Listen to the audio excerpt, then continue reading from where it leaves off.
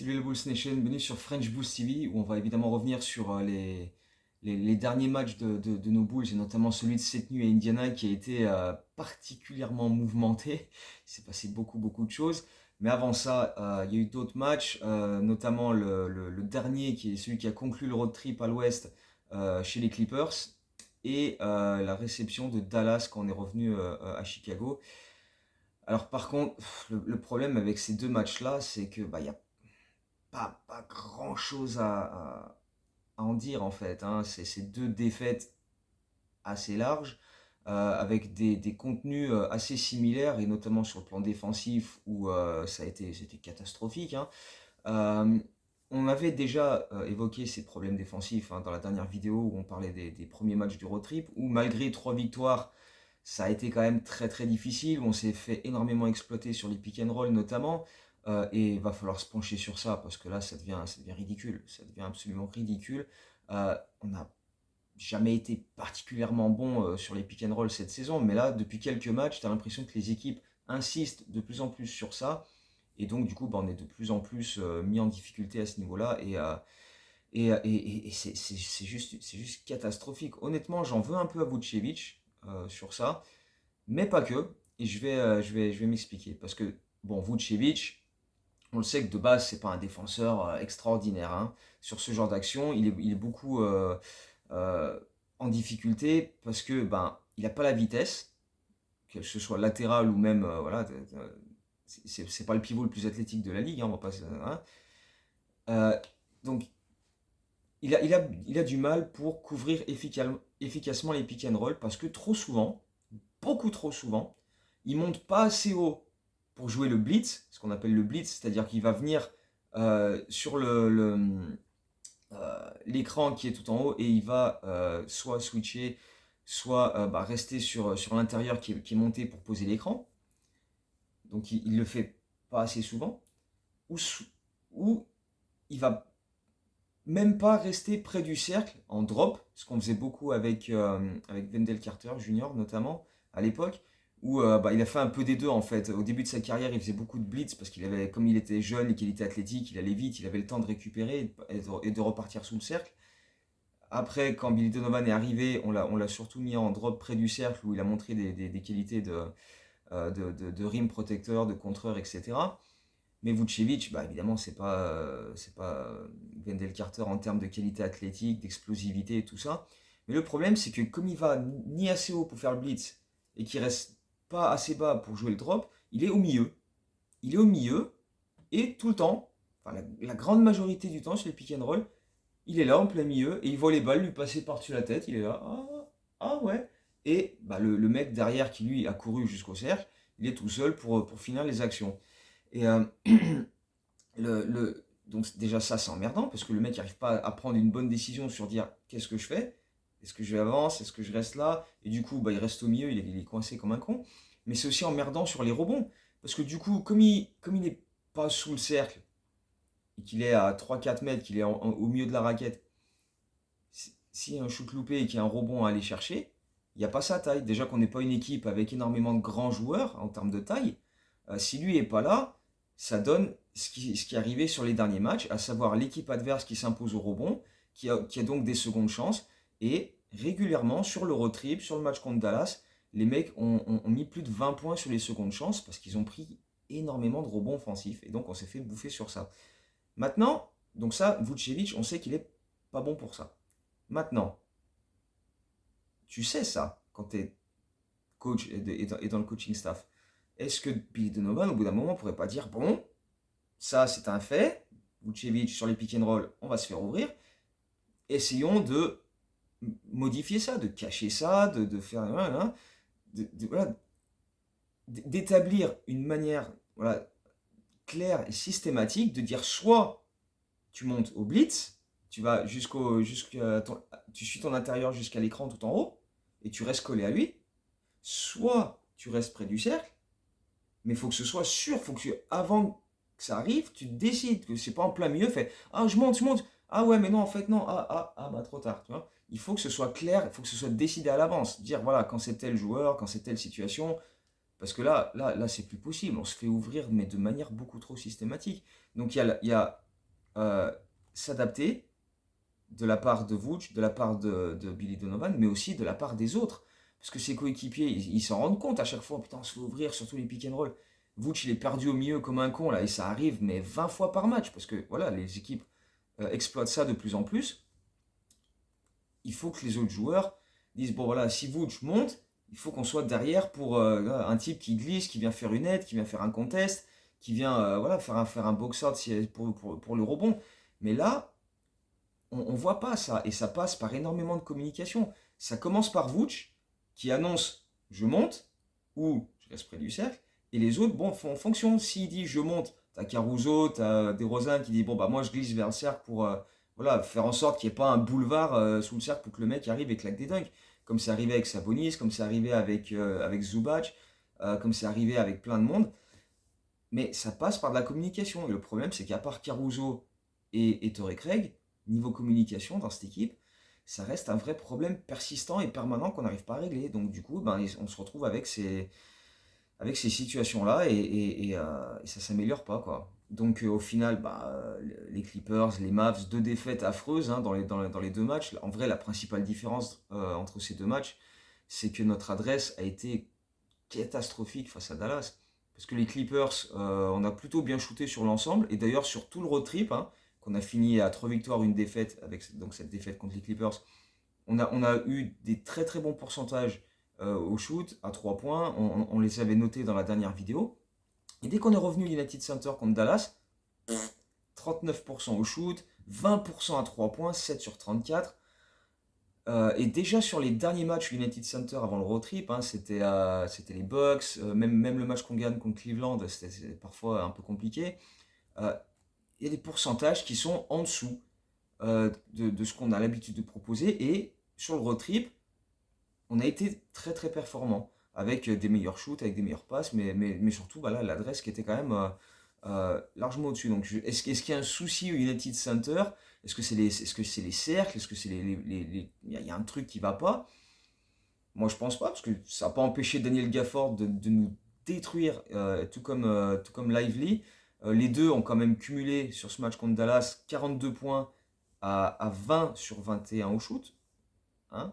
Donc les cercles, ça a l'air d'aller quand même. C'est pas trop un souci. Hein.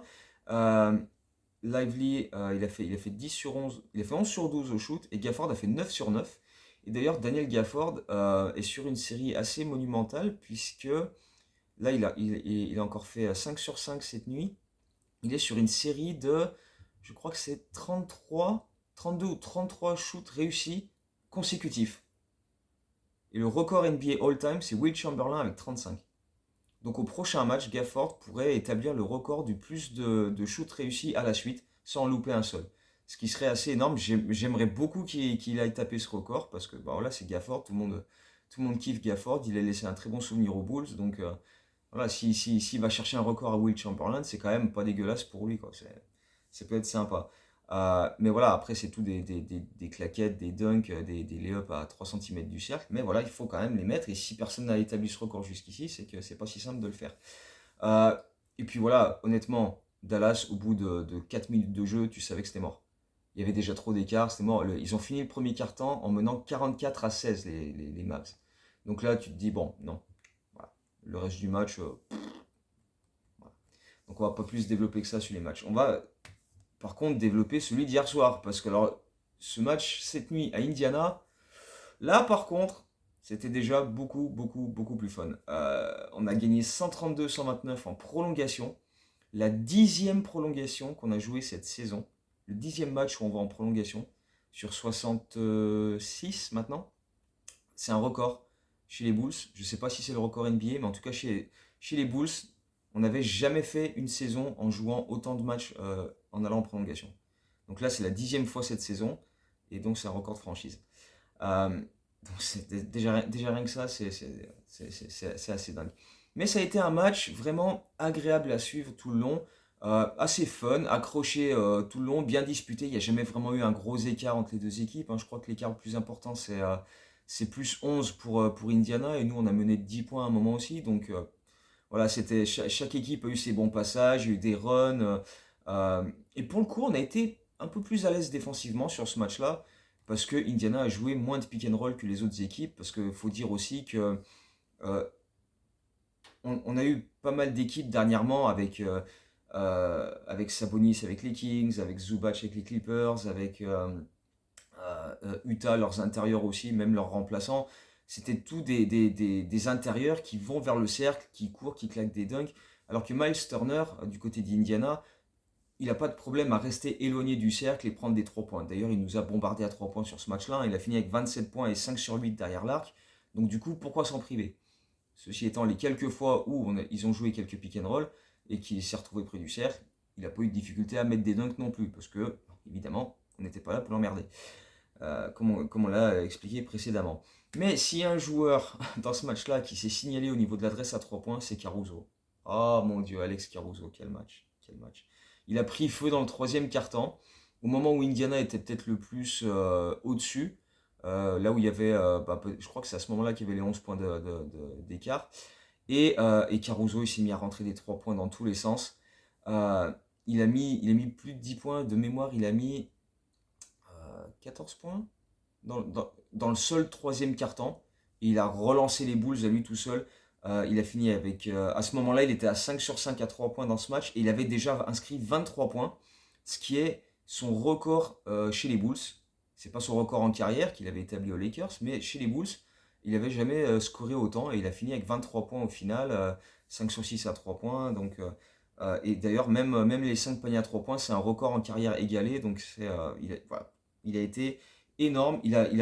En plus de sa défense, etc., de quelques passes décisives aussi, parce qu'il a fini avec 7 passes décisives, c'est trop bon.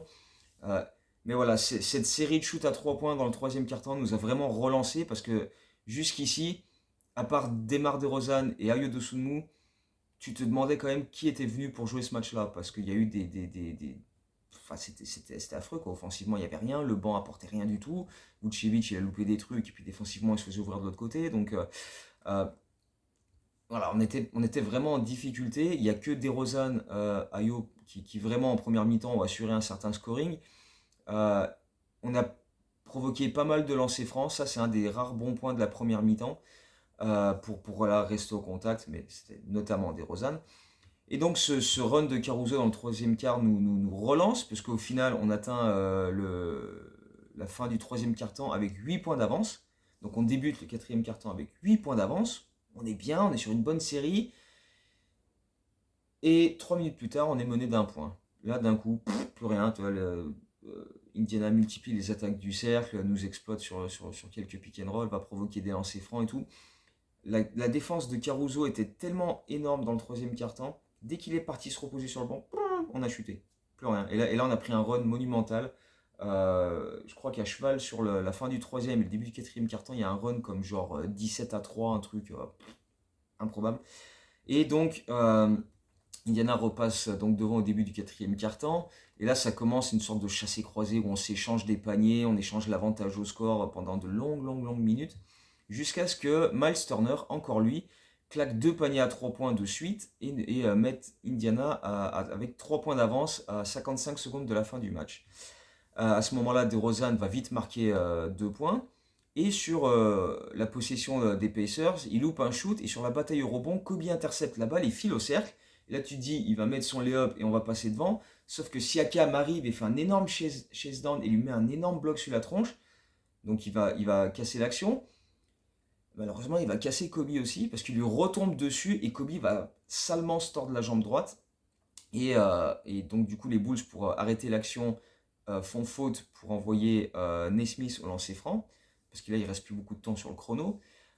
Pendant que Caruso est escorté jusqu'au vestiaire parce que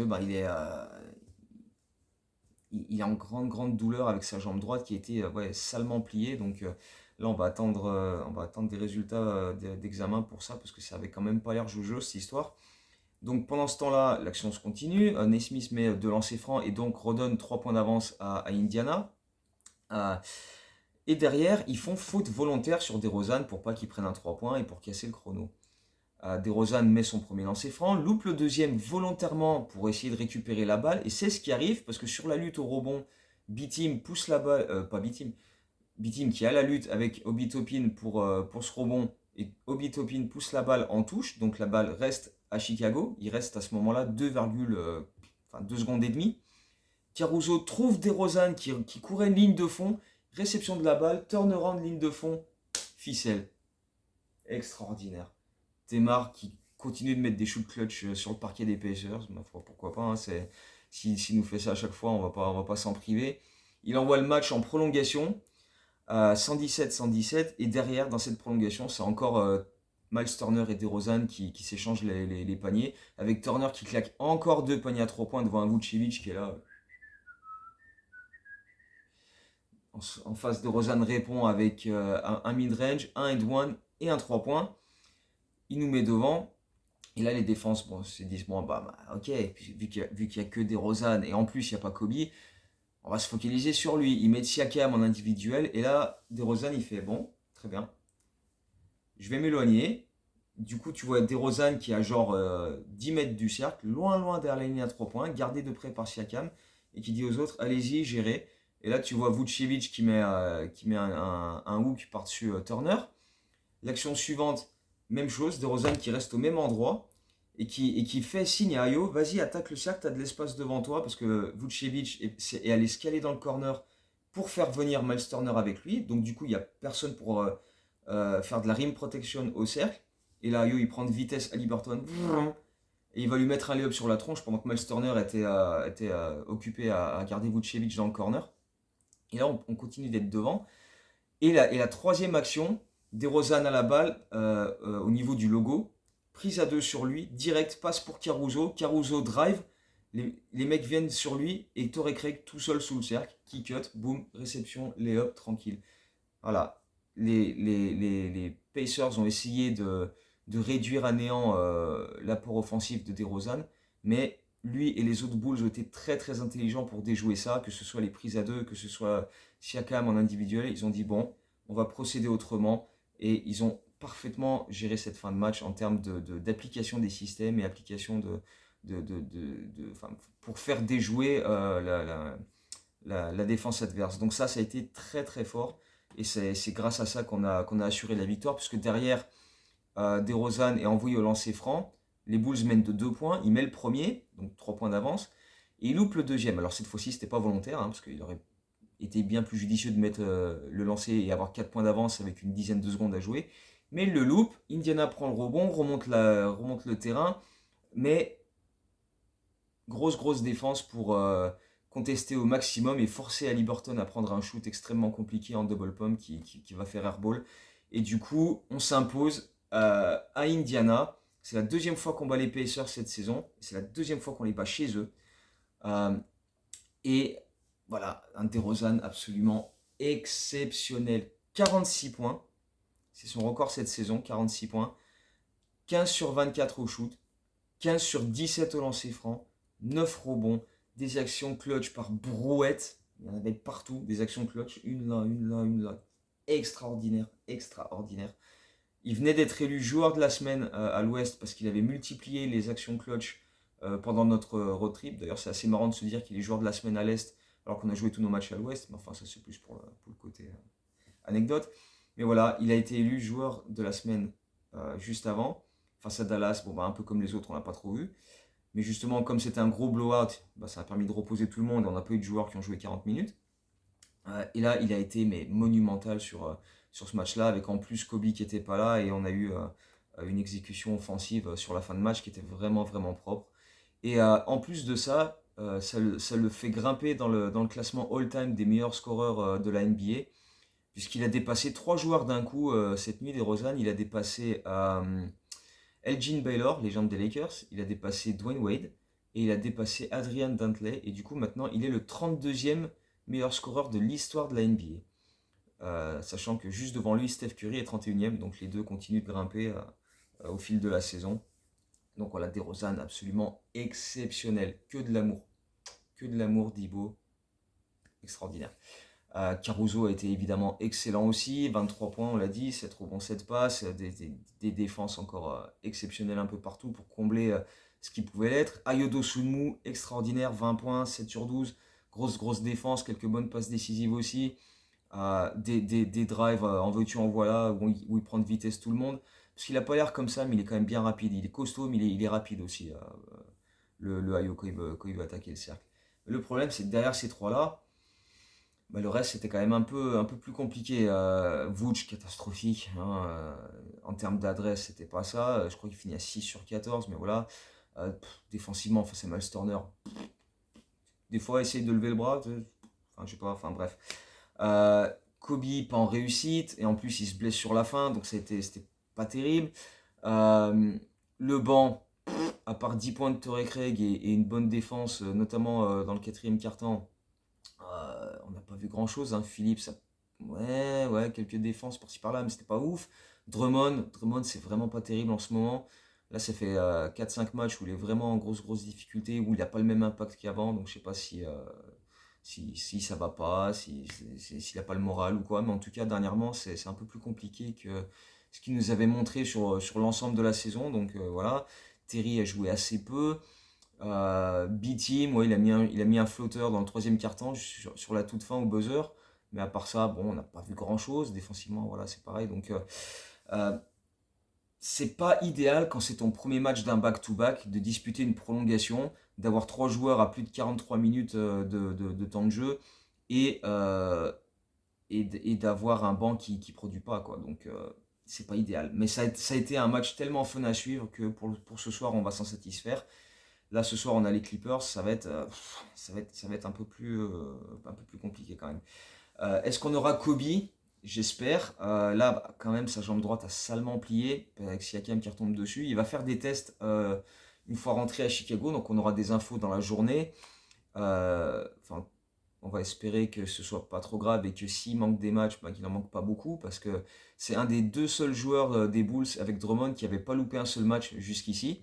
Donc on va espérer que la série continue et qu'il sera capable de jouer. Mais là, comme c'est un back-to-back et tout, ça paraît quand même un peu compliqué. Ceci étant, il n'a pas été interviewé ensuite dans les vestiaires, mais les reporters qui étaient dans les vestiaires ont dit il était là, il était en train de déconner avec les autres, voilà, il avait pas l'air particulièrement abattu parce que c'est une grosse blessure ou quoi. Donc c'est que ça a l'air d'aller. La vibe qui dégageait, c'est que ça allait. Donc on va voir ce que ça donnera une fois que les tests seront passés, mais bon, en tout cas, il a donné des signes assez rassurants.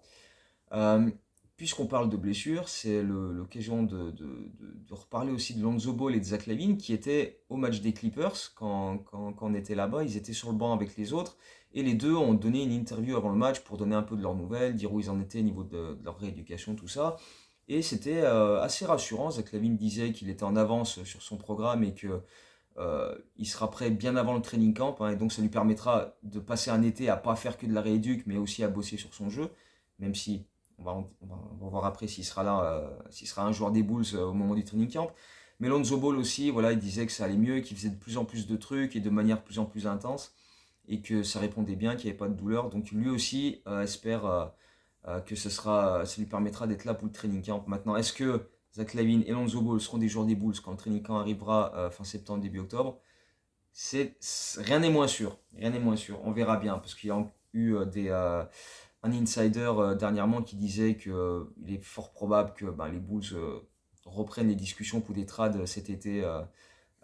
Donc on verra bien à ce moment-là. Ce qui est sûr, c'est qu'on a les Clippers cette nuit, qu'on est en back-to-back et qu'on vient de disputer une prolongation. Donc c'est pas idéal. Mais voilà, ça va rendre la chose plus difficile que prévu. Mais avec ces Bulls, on sait jamais. On sait jamais. On a battu les Cavs, on a battu. On est capable de tout. On est capable de tout. On peut gagner ce match-là de 15 points comme on peut le perdre de 30. On est the Bulls. On est the Bulls. Donc on va bien voir ce que ça va donner. Et puis on va espérer que du côté de Kobe White, ça va tenir et que ça va le faire. Parce que si Kobe White doit manquer la fin de saison, là, ça va devenir extrêmement emmerdant quand même. Donc, on va suivre tout ça, comme d'hab, vidéo, comme d'hab, Twitter, comme d'hab, les articles, etc. Et puis bon, on se retrouve très bientôt, pas après le match des Clippers, mais sûrement après, je sais plus lequel c'est qu'on joue à domicile. Je l'ai plus en tête. Je sais qu'on a Portland en début de semaine prochaine, mais là, je sais plus qui on a. Houston, peut-être? Je sais plus. Là, je l'ai plus en tête. Mais bref, pas juste la prochaine vidéo, il y aura les Clippers de ce soir et le match d'après. Sachant que Atlanta vient de perdre contre Portland aussi, donc ça conforte notre neuvième place. Wouhou. Euh, donc voilà, on est encore neuvième pendant un bon petit moment. Bref, prochaine vidéo très bientôt pour débriefer ces prochains matchs. Donc d'ici là, ben, portez-vous bien et à très très bientôt. Ciao, go Bulls.